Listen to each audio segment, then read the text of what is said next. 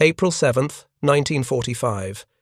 East China Sea, 220 nautical miles southwest of Kyushu. Commander Joseph Enright presses his eye against the periscope of USS Threadfin, submarine serial number 3 to 10, watching a sight that defies belief. Through the magnified lens, a warship of impossible proportions cuts through the grey water ahead, her massive pagoda superstructure rising 11 stories above a hull that stretches 863 feet from bow to stern. The main battery turrets alone displace more tonnage than most destroyers. 3 forward, each housing triple 18-inch guns, the largest naval rifles ever mounted on a warship. Enright has studied silhouette recognition charts for 4 years, memorized the profiles of every capital ship in the Imperial Japanese Navy. But no photograph, no intelligence briefing, no technical drawing could have prepared him for the physical reality of Yamato at sea. If you're enjoying this deep dive into the story, hit the subscribe button and let us know in the comments from where in the world you are watching from today.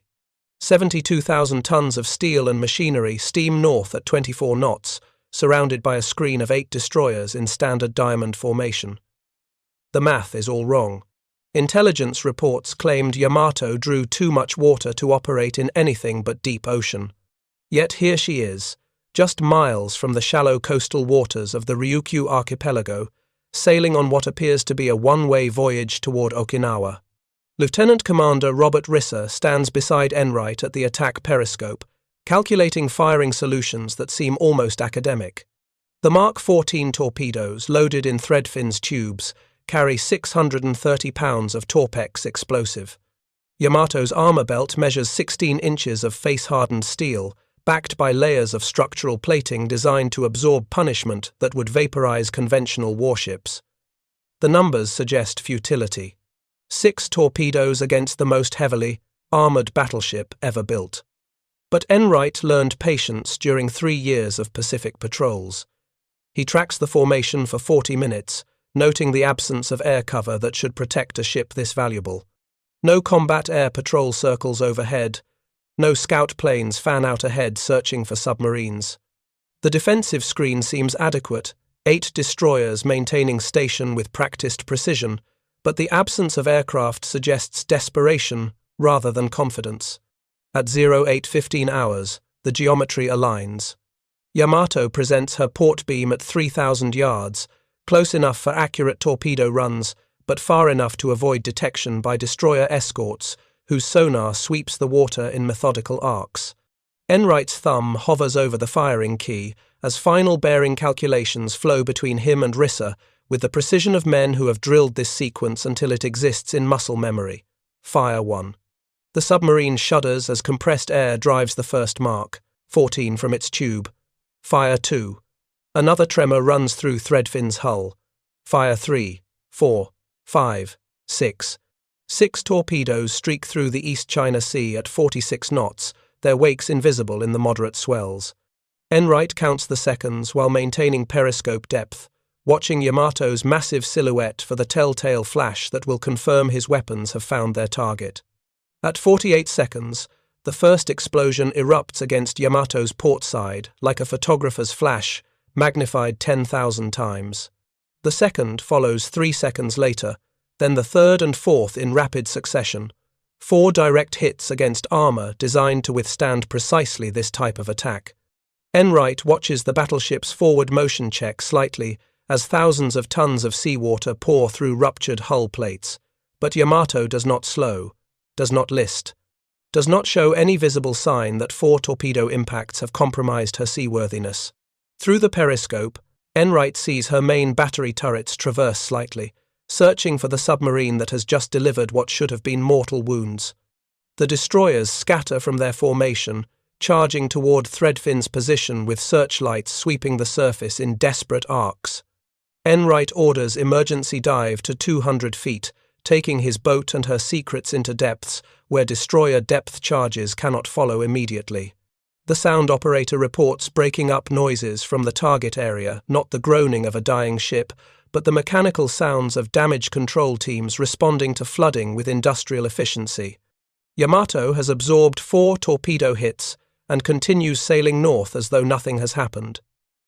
The scene playing out in the East China Sea this April morning represents the collision of two incompatible realities. Japanese naval architects have designed Yamato to be unsinkable through conventional means. Her underwater protection system incorporates lessons learned from every major naval engagement since Jutland. Multiple watertight compartments, honeycomb anti-torpedo bulges, armored bulkheads designed to contain flooding, all engineered to keep her fighting, even after absorbing punishment that would send lesser ships to the bottom. But American submarine doctrine has evolved through 4 years of brutal Pacific warfare. The Mark 14 torpedo, once notorious for premature explosions and dud warheads, has been refined into a weapon of devastating reliability. Magnetic exploders have been fixed or removed. Contact detonators work with deadly consistency. Depth settings prove accurate.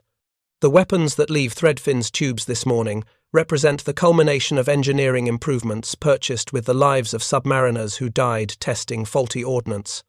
Rear Admiral Seiichi Ito stands on Yamato's bridge, feeling the deck plates vibrate beneath his feet as 4 torpedo explosions echo through the battleship's massive hull.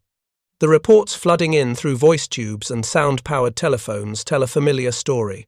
Torpedo hits below the waterline, flooding in multiple compartments, damage control teams deploying to contain the breaches. But nothing in those reports suggests that Yamato faces danger beyond her design parameters. The battleship's construction incorporated every lesson Japanese naval architects learned from studying British and American warships damaged in the First World War. Her double bottom extends the full length of her hull. Her anti-torpedo bulges measure 13 feet in depth, filled with layers of steel, fuel tanks, and void spaces designed to absorb explosive force before it reaches the main armor belt. Her watertight compartmentalization exceeds any previous Japanese design, with over 1,000 separate compartments that can be sealed independently.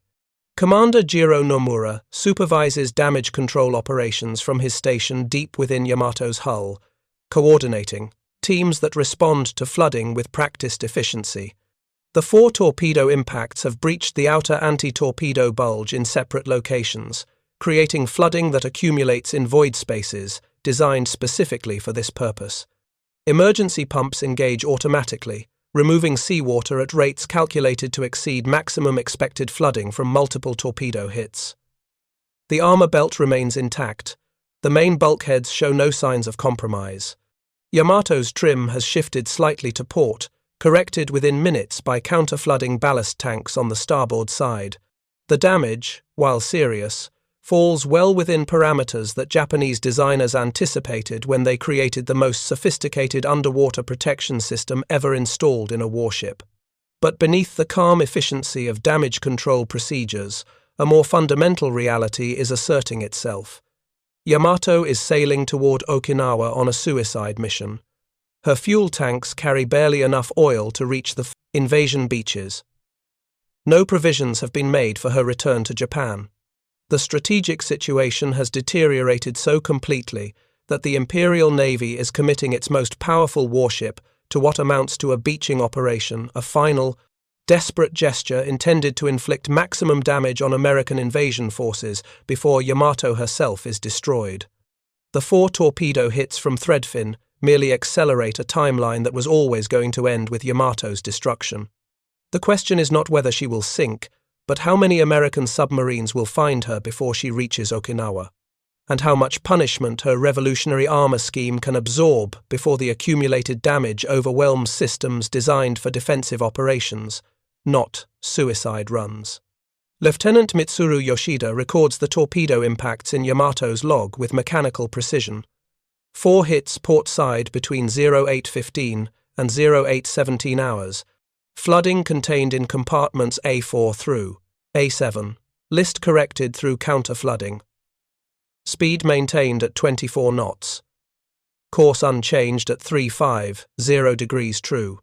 The entries reflect confidence in Yamato's survivability, but Yoshida knows that every torpedo hit reduces the battleship's damage control capacity for subsequent attacks.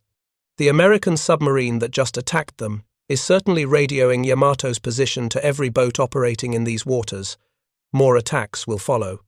Yamato's vulnerability increases with each successive hit, not because her armor fails or her compartments flood beyond design limits, but because damage control resources are finite. Pumps can be overwhelmed. Bulkheads can be stressed beyond their structural limits. Even the most sophisticated engineering cannot defend against unlimited assault. Admiral Ito orders the formation to maintain course and speed toward Okinawa. The destroyers resume their screening positions after depth charging the area where Threadfin disappeared. Their sonar operators report no contacts, no confirmation that their attack has destroyed the submarine. The American boat has escaped, carrying intelligence about Yamato's position and heading that will bring additional predators to intercept the formation. The morning sun climbs higher over the East China Sea as Yamato continues north, trailing a thin oil slick from ruptured fuel tanks damaged by torpedo explosions. The visible damage seems minimal. A battleship designed to withstand punishment continues sailing as though 4 torpedo hits were mere inconveniences. But beneath the waterline, in spaces flooded with seawater and diesel fuel, the reality is more complex. Damage control parties work in darkness, relieved only by emergency lanterns, shoring bulkheads stressed by explosive impacts, deploying collision mats over ruptures in the anti-torpedo system, pumping water from compartments that threaten to compromise Yamato's stability. Chief Petty Officer Takeshi Maeda supervises a team of 20 sailors, working to contain flooding in compartment A5, where seawater cascades through a 3-foot gap in the outer hull plating. The compartment was designed as a void space, intended to flood during torpedo attack while keeping seawater away from critical systems. But the violence of the explosion has stressed bulkheads beyond their design parameters, creating hairline fractures that weep seawater into adjacent spaces. Maeda's team deploys emergency shoring, wooden beams wedged against bulkheads to provide additional structural support. The work continues in near-total darkness, sailors feeling their way through flooded passages while wearing life jackets that make movement through narrow hatches nearly impossible. The pumps maintain their mechanical rhythm, removing thousands of gallons per minute from flooded compartments. But the pumping capacity is not unlimited. 4 separate flooded areas require simultaneous attention, dividing resources that were calculated for sequential damage control rather than concurrent flooding. The mathematics of survival are shifting with each passing hour, not dramatically, but incrementally, a slow degradation of capability that will become critical when the next submarine finds Yamato in her crosshairs. The construction of Yamato began in November 1937 at the Kure Naval Arsenal, under security measures so extreme that the entire dry dock was concealed beneath massive canvas awnings suspended from steel frameworks. Workers signed documents pledging their silence under penalty of death. Aerial reconnaissance flights were prohibited within 10 miles of the shipyard. The project existed in official documentation only as Hull No. 1, a designation that revealed nothing about the revolutionary warship taking shape beneath those concealing tarps. Captain Keiji Fukuda supervised the design work that would create the most heavily armed and armored battleship in naval history. The specifications defied conventional wisdom about warship construction. Displacement: 72,800 tons fully loaded. Main battery: 9 18-inch guns in 3 triple turrets. Secondary battery: 12 6-inch guns, 12 5-inch dual-purpose weapons, plus 150 anti-aircraft guns of various calibers. Armor belt: 16 inches of face-hardened steel. Deck armor: 9 inches over vital spaces. Turret faceplates: 26 inches thick.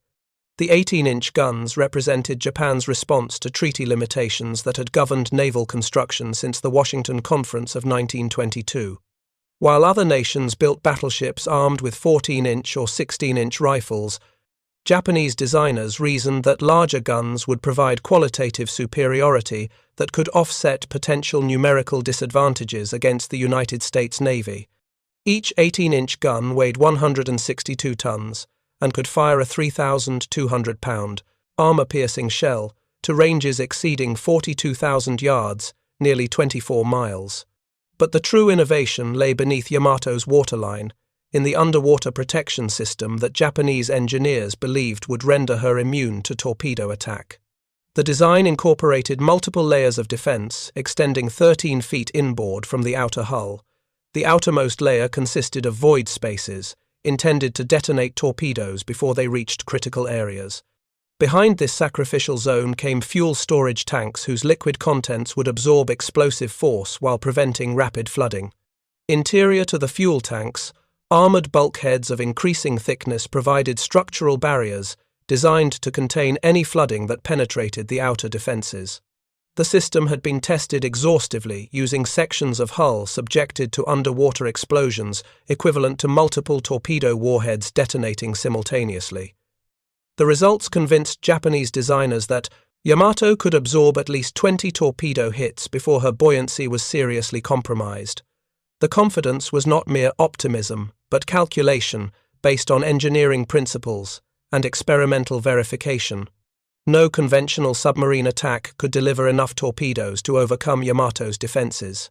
Lieutenant Commander Tameichi Hara observed Yamato's sea trials in October 1941 from the bridge of a destroyer assigned to provide escort services.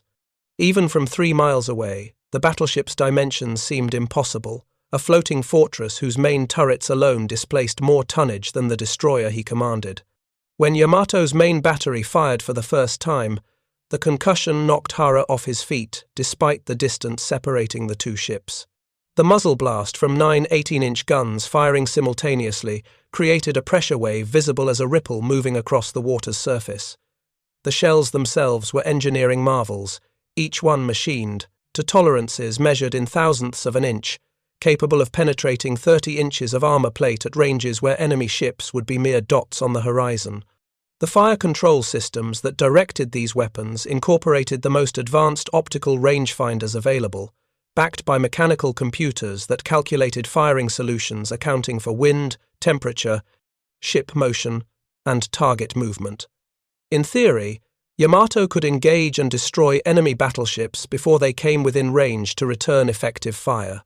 But the strategic assumptions underlying Yamato's construction were already obsolete before her commissioning in December 1941. The decisive naval engagement that Japanese planners envisioned, battleship versus battleship in surface combat that would determine Pacific supremacy, would never occur. Instead, naval warfare would be dominated by aircraft carriers whose planes could strike targets hundreds of miles away, and by submarines whose torpedoes would strangle Japanese maritime commerce despite the Imperial Navy's most sophisticated defensive measures. Admiral Isoroku Yamamoto understood these changing realities better than most senior Japanese officers. He had studied American industrial capacity firsthand during his service as naval attaché in Washington.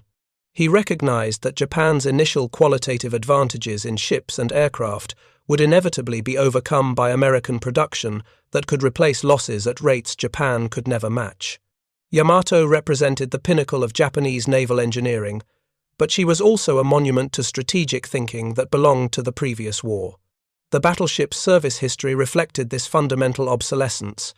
She spent most of the war stationed at Truk Lagoon or anchored in Japanese home waters, conserving fuel oil that Japan's shrinking tanker fleet could no longer deliver in adequate quantities. Her 18-inch guns never fired at an enemy warship. Her sophisticated fire control systems never engaged targets beyond training exercises.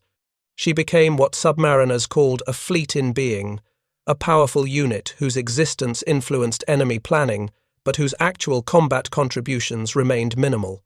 By April 1945, with American forces consolidating their hold on Okinawa and B-29 bombers reducing Japanese cities to ash, Yamato's final mission reflected complete strategic bankruptcy. Operation Tengo called for the battleship to beach herself on Okinawa's western coast and fight as a stationary fortress until her ammunition was exhausted and her crew dead. The plan made no provision for air cover, submarine screens, or any of the supporting elements that might have given the operation some chance of success. The 4 torpedo hits from Threadfin merely announced what every man aboard Yamato already knew: this voyage would be their last. The question was not survival, but how they would face death. The cultural, The framework of Bushido demanded that they embrace their fate with dignity, fighting to the last shell, while American submarines and aircraft systematically destroyed the most powerful warship Japan had ever built. If you find this story engaging, please take a moment to subscribe and enable notifications. It helps us continue producing in-depth content like this. Commander Eugene Fluckey pressed his eye to the periscope of USS Barb, submarine serial number 220, tracking the same formation that Threadfin had attacked 3 hours earlier. The intelligence brief from Submarine Command Southwest Pacific had been explicit: Yamato proceeding north toward Okinawa, speed 24 knots, already damaged by torpedo attack. All available boats were to intercept and engage until the target was destroyed or escaped beyond range. Barb's position 40 miles northwest of Threadfin's attack gave Fluckey time to plan an approach that exploited Yamato's damaged condition. The battleship would be listing to port. Her damage control teams focused on containing flooding from the earlier hits. Counter-flooding would have corrected the list, but at the cost of reducing freeboard and making her more vulnerable to additional damage. Every ton of water pumped into starboard ballast tanks meant less reserve buoyancy to absorb future torpedo hits. The tactical problem was geometry. 8 destroyers screened Yamato in a diamond formation that made conventional submerged approaches nearly impossible. Active sonar from the escorts swept the water continuously. Their operators experienced enough to distinguish submarine contacts from biological noise or thermal layers. A direct approach from ahead or astern would expose Barb to depth charge attacks before she reached firing position. Fluckey needed an angle that would bypass the destroyer screen while presenting Yamato's broadside for maximum torpedo effectiveness. Lieutenant Commander Robert McNitt plotted courses on the navigation chart, calculating intercept points based on Yamato's projected track. The battleship's course toward Okinawa was predictable. She needed to reach the invasion beaches before American airstrikes could destroy her in open water. That predictability created opportunity for submarines willing to position themselves ahead of the formation rather than chasing from behind. Fluckey made his decision at 1100 hours. Barb would run on the surface at flank speed, using her diesel engines to reach a position 30 miles ahead of Yamato's projected track, then submerge and wait in ambush. The maneuver required precise navigation and timing. Surface running risked detection by Japanese patrol aircraft, but the weather front moving through the area provided clouds that would conceal Barb's wake from aerial observation. The submarine's diesels roared to life, driving her through moderate seas at 20 knots, while lookouts scanned the overcast sky for enemy aircraft. The gamble was calculated 30 minutes of surface running to reach ambush position against the risk of air attack that could sink Barb before she ever engaged her target. Fluckey had made similar calculations on 9 previous war patrols, earning a reputation as the most aggressive submarine commander in the Pacific Fleet. At 1200 hours, Barb crash-dived to periscope depth at her calculated intercept point. The sudden silence after the diesel engines shut down seemed profound, broken only by the mechanical sounds of trim pump motors and the quiet conversations of the crew securing for silent running. Fluckey ordered battle stations without raising his voice.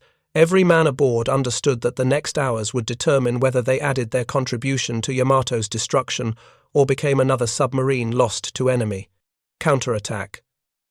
The sound operator reported distant propeller contacts at 1300 hours, multiple high-speed screws consistent with destroyer escorts, plus a deeper rumble that could only be Yamato's massive turbines driving her 4 screws through the East China Sea. The formation was proceeding exactly on course, apparently undeterred by Threadfin's earlier attack. Japanese determination to complete their mission was proving stronger than tactical prudence. Fluckey watched through the periscope as Yamato emerged from scattered rain squalls, her pagoda superstructure visible at 8,000 yards. Even damaged and sailing towards certain destruction, she presented an image of overwhelming power. The main battery turrets remained trained ahead, ready to engage surface targets that would never appear. Anti-aircraft guns pointed skyward at empty clouds. She was a warship designed for a kind of warfare that no longer existed. sailing toward death because no alternative remained. The destroyers passed within 2,000 yards of Barb's position, their sonar pinging actively but failing to detect the submarine lying motionless at 60 feet depth. Flucky waited until Yamato crossed his firing bearing at 4,000 yards before giving the order that would send 6 more Mark 14 torpedoes toward the battleship's already damaged port side. The torpedoes left their tubes in 10-second intervals, their courses calculated to intersect Yamato's track at staggered points along her hull.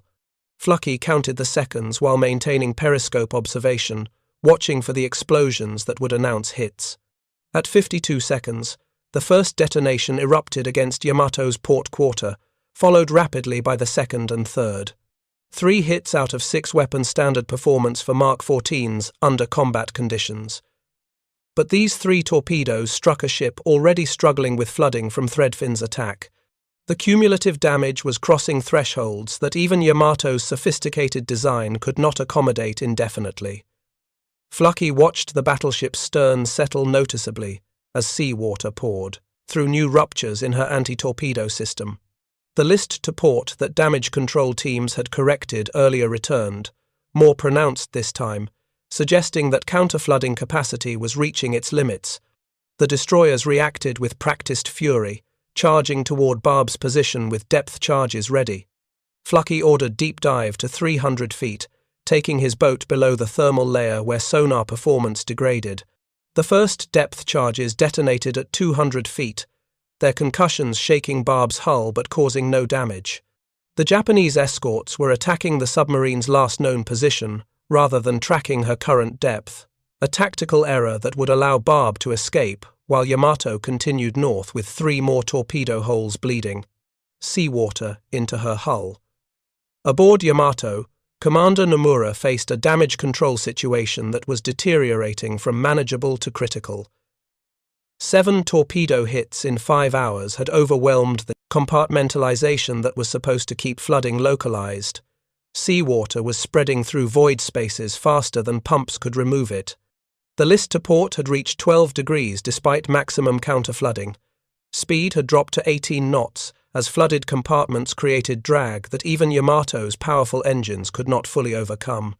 The engineering calculations that had seemed so reassuring during construction were proving inadequate against sustained submarine attack. Each torpedo hit created not just immediate flooding, but structural stress that weakened bulkheads throughout the damaged area. Hairline cracks that wept seawater would become major ruptures under the pressure of additional flooding. Pumps that had operated flawlessly for hours were beginning to fail as debris clogged their intakes and seawater contaminated their lubricating systems. Chief Petty Officer Maeda reported from compartment A7 that flooding was exceeding pump capacity. The water level was rising at 6 inches per hour, despite 3 pumps operating continuously. The bulkhead separating A7 from A8 showed stress fractures that suggested imminent failure. If that bulkhead collapsed, flooding would cascade into additional compartments, creating a progressive failure that no amount of damage control could prevent. Admiral Ito received these reports with the calm of a man who had already accepted death. Yamato was dying, but she could still reach Okinawa if she maintained her current course and speed for another 12 hours. The mission did not require her to survive, only to beach herself on the invasion beaches and fight until destroyed. Each torpedo hit brought that moment closer, but did not fundamentally alter the operation's suicidal logic. Lieutenant Yoshida updated the damage plot with mechanical precision, marking each new flooded compartment in red ink. The pattern showed flooding concentrated on the port side, creating asymmetry that counter-flooding could only partially address. Yamato was developing what damage control specialists called a terminal list, an angle of heel that would eventually exceed the ship's metacentric height and cause her to capsize regardless of pumping efforts. The battleship that Japanese engineers had designed to be unsinkable was proving remarkably difficult to sink, but sustainability and invulnerability were different things. Yamato could absorb punishment that would vaporize conventional warships, but she could not repair damage while underway, could not replace lost buoyancy beyond her counter-flooding capacity, could not defend against unlimited submarine attack. She was dying by degrees, each torpedo hastening an end that engineering excellence could delay but not prevent.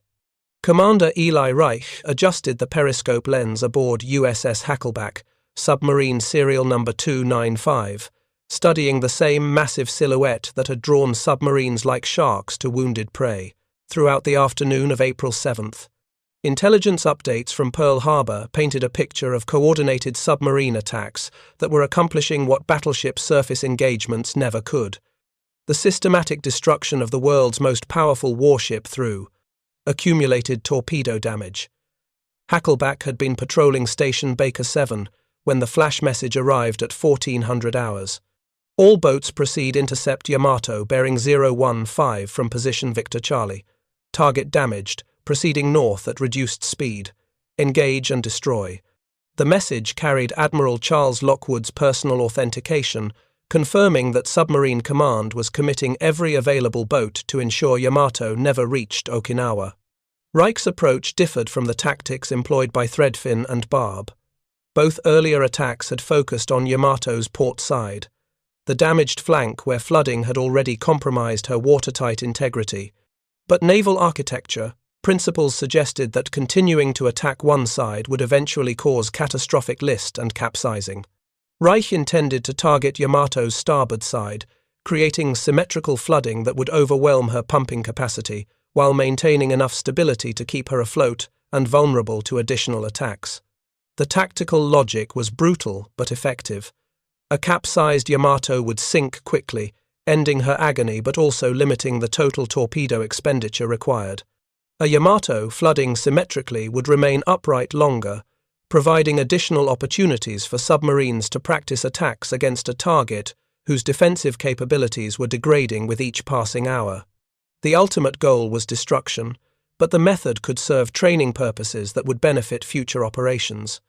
Lieutenant Richard O'Kane plotted the firing solution from his station at the torpedo data computer, calculating angles and distances that would place Mark 14 warheads against Yamato's starboard quarter. The battleship's speed had dropped to 16 knots according to latest intelligence, making targeting calculations simpler, but also suggesting that her engineering plant was suffering from progressive flooding. Slower targets were easier to hit, but also indicated an enemy already dying. At 15:30 hours, Hackleback reached firing position 4,000 yards off Yamato's starboard beam. Through the periscope, Reich observed a ship visibly lower in the water than photographs taken at Kura had shown. Her freeboard had decreased by at least 6 feet, suggesting massive flooding throughout her lower compartments. The list to port was pronounced despite counter-flooding efforts. Smoke rose from several locations along her superstructure, where fires burned in spaces evacuated by damage control teams. Fire 1. The first torpedo leapt from Hackleback's bow tube, beginning its 48-second run toward Yamato's starboard side. Fire 2, 3, 4. 4 weapons in the water, their wakes barely visible in the moderate seas.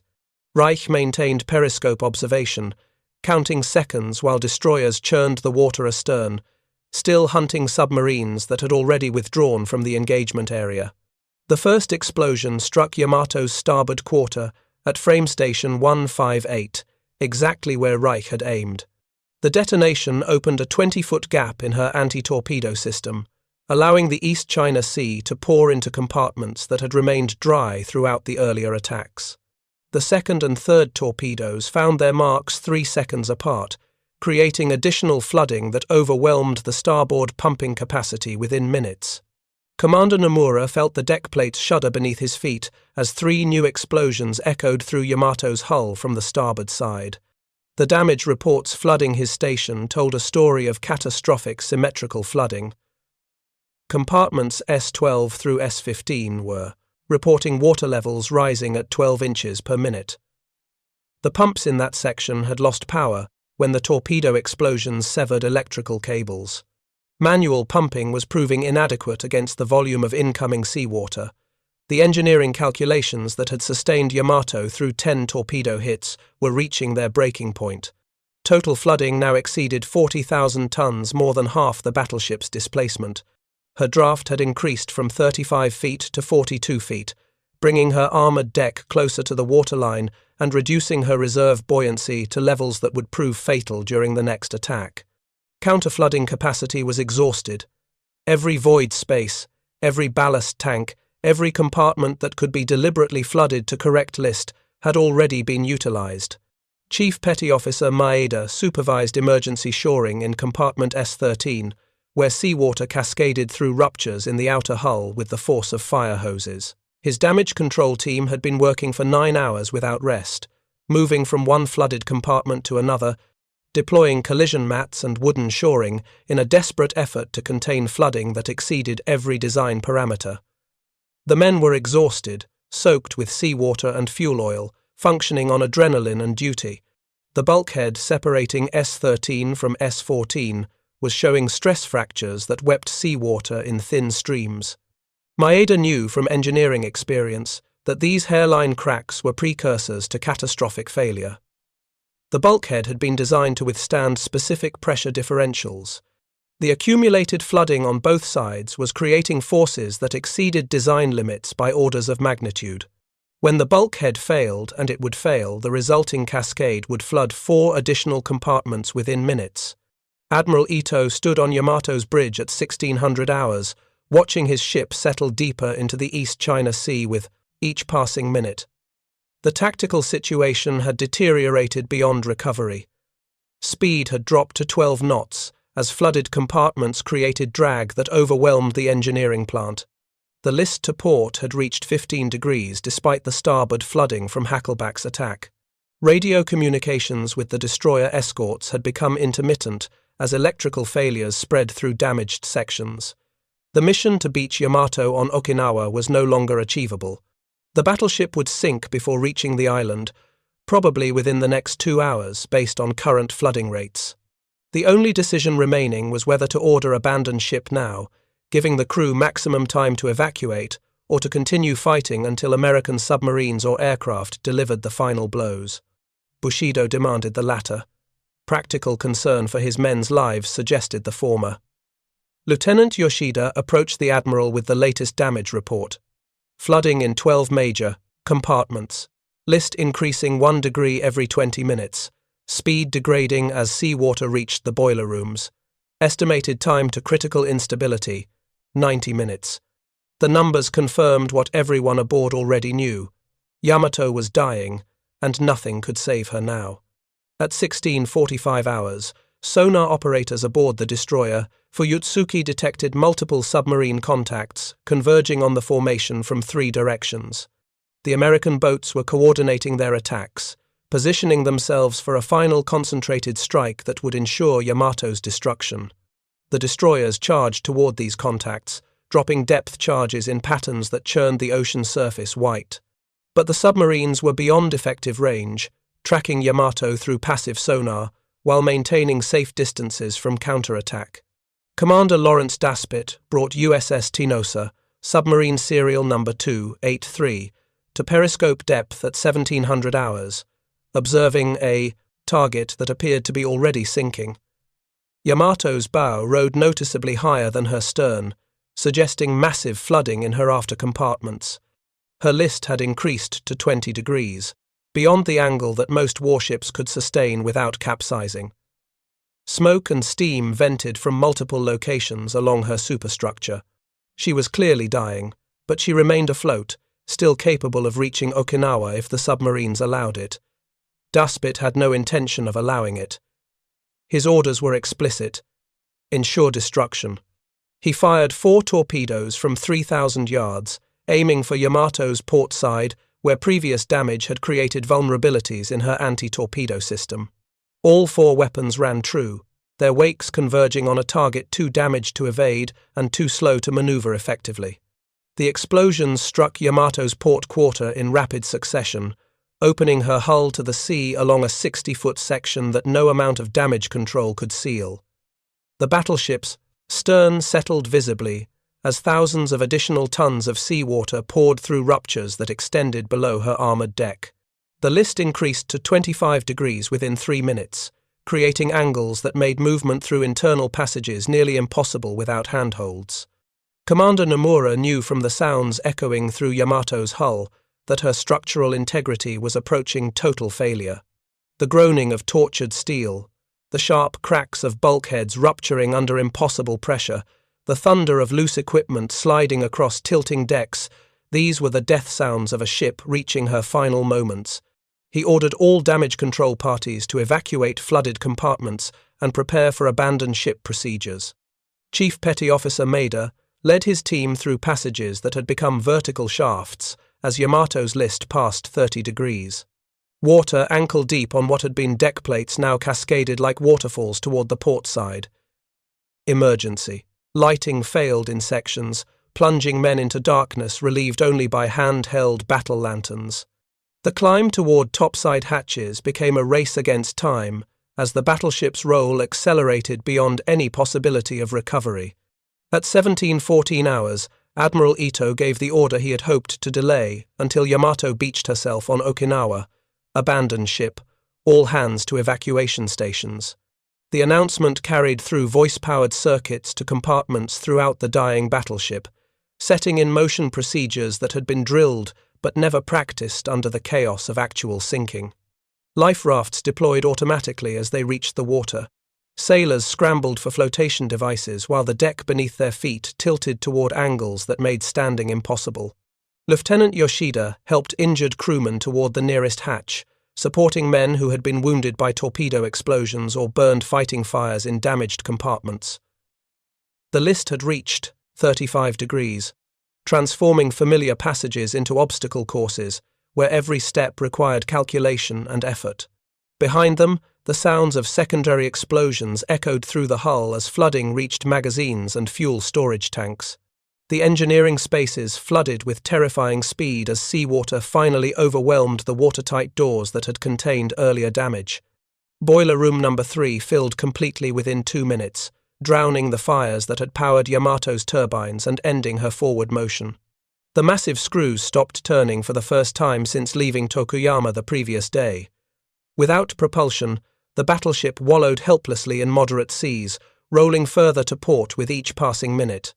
Captain Kosaku Aruga remained on the bridge as his crew evacuated, standing beside Admiral Ito in accordance with naval tradition that demanded commanders go down with their ships.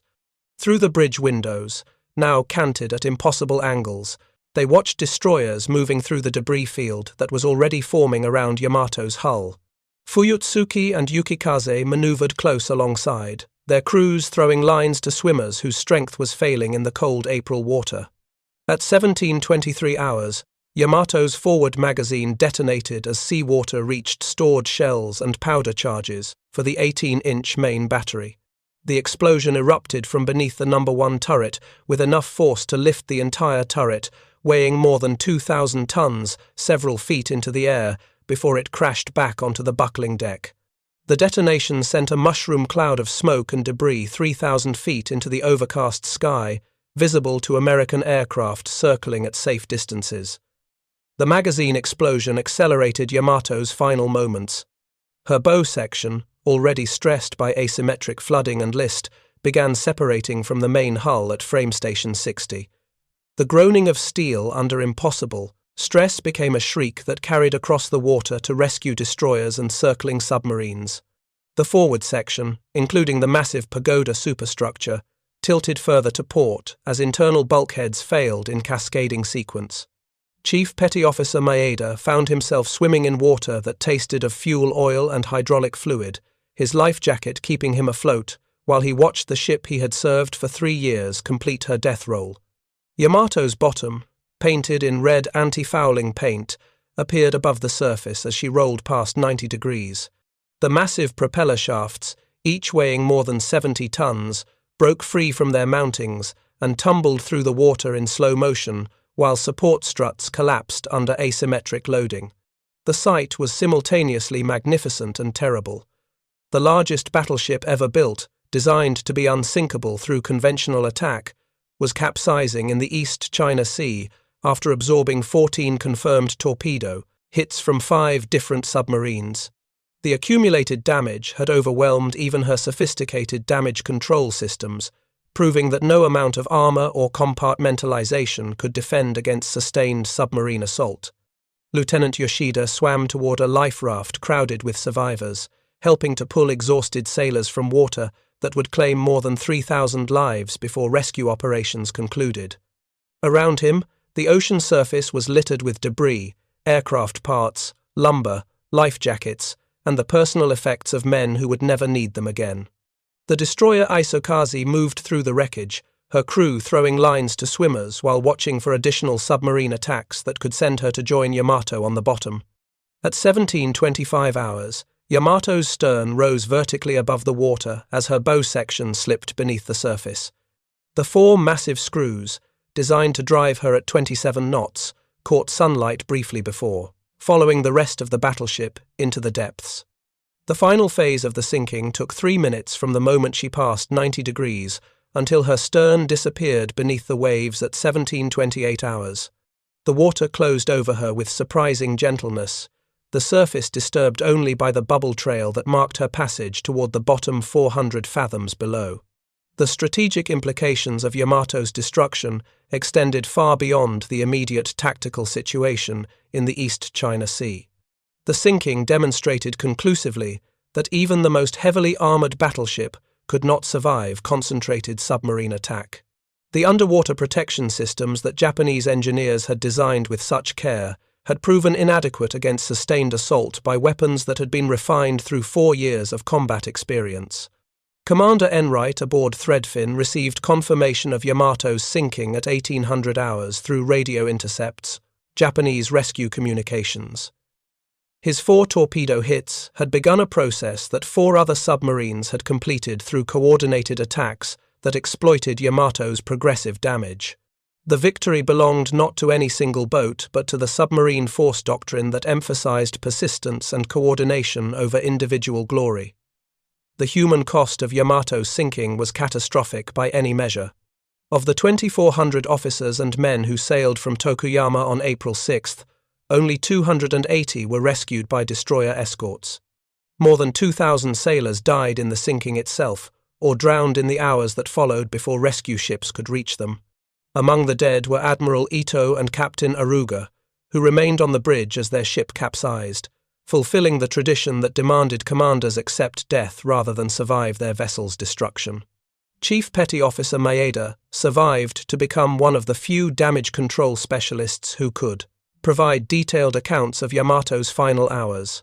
His testimony, recorded by American naval intelligence officers during the occupation, revealed the systematic degradation of damage control capability under sustained attack. Each torpedo hit had reduced pumping capacity, stressed bulkheads, and consumed resources needed to respond to subsequent damage. By the time Hackleback's torpedoes struck the starboard side, Yamato's damage control organization was operating on exhausted crews and failing equipment. The technical analysis of Yamato's sinking influenced American battleship design for decades. Naval architects studied the wreckage reports and survivor testimony to understand exactly how 14 torpedo hits had overcome armor and compartmentalization, designed to withstand 20 or more weapons. The conclusions emphasized that underwater protection systems had practical limits determined not by initial design parameters, but by cumulative damage that stressed structures beyond their breaking points. Thank you for watching. For more detailed historical breakdowns, check out the other videos on your screen now, and don't forget to subscribe. The broader lesson of Yamato's destruction was strategic rather than tactical. Battleships, regardless of size or armor, could not operate effectively in environments dominated by submarines and aircraft.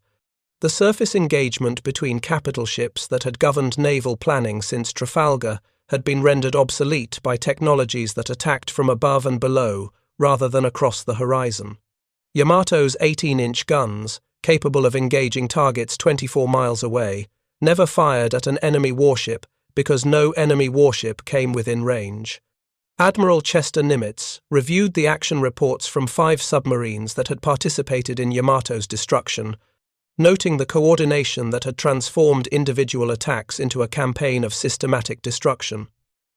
The submarines had tracked their target for 12 hours, shared intelligence through radio communications, and positioned themselves for attacks that exploited damage inflicted by previous boats. This level of tactical cooperation represented the maturation of submarine doctrine from individual commerce raiding to coordinated fleet operations. The Mark 14 torpedo, once notorious for failures that cost American submarines their victories, had performed with devastating reliability during the attacks on Yamato. Of 26 weapons fired by 5 submarines, 14 had struck their target, a success rate exceeding 50% under combat conditions. The magnetic exploders had been removed or deactivated, eliminating premature detonations. The contact detonators worked consistently. The depth-keeping mechanisms proved accurate. The weapons that left submarine tubes on April 7th represented engineering improvements purchased with the lives of submariners who died, testing faulty ordnance during the war's early years. Captain Keiji Fukuda, who had supervised Yamato's design, learned of her sinking while interned at a naval facility outside Tokyo. The news arrived through unofficial channels, rumors shared among officers who had lost ships and commands as American forces closed on the home islands. Fukuda's initial reaction was disbelief. The underwater protection system he had designed could absorb 20 torpedo hits, according to calculations verified through exhaustive testing. How had 14 weapons overcome defenses that should have kept Yamato fighting indefinitely? The answer lay in assumptions that had guided Japanese naval architecture since the Washington Treaty. Fukuda and his colleagues had designed against single attacks by small numbers of submarines, not sustained campaigns involving multiple boats coordinating their assaults. The protection system performed exactly as designed when facing individual threats, but accumulated damage created stresses that cascaded through Yamato's structure, transforming survivable wounds into fatal compromises of her watertight integrity. The strategic bankruptcy of Operation Tengo became evident in the weeks following Yamato's destruction. The battleship's loss accomplished nothing beyond consuming American torpedoes and providing target practice for submarine crews. No damage was inflicted on American invasion forces at Okinawa. No strategic objective was achieved. The operation represented the final gasp of a naval force that had lost not just battles, but the fundamental capacity to influence the war's outcome through surface combat. Lieutenant Yoshida spent 3 days aboard the destroyer Yukikaze before being transferred to a hospital in Sasebo, where doctors treated him for hypothermia and fuel oil poisoning. His memories of Yamato's final hours would haunt him for decades.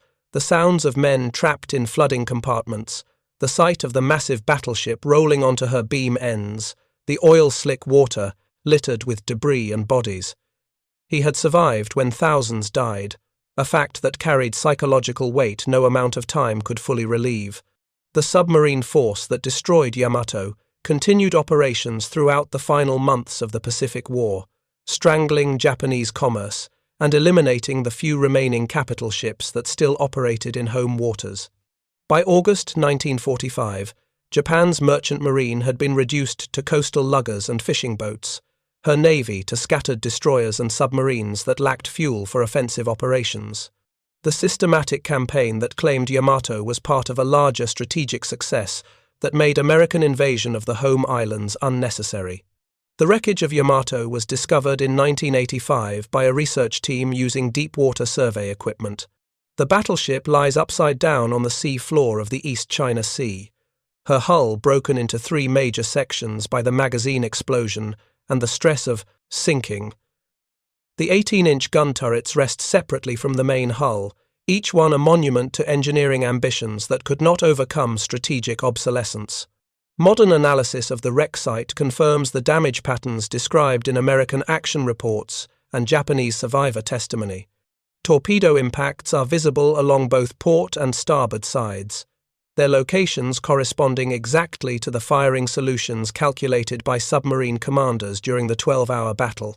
The concentration of damage on the port quarter shows where thread fins and Barb's early attacks created vulnerabilities that subsequent submarines exploited with devastating effect.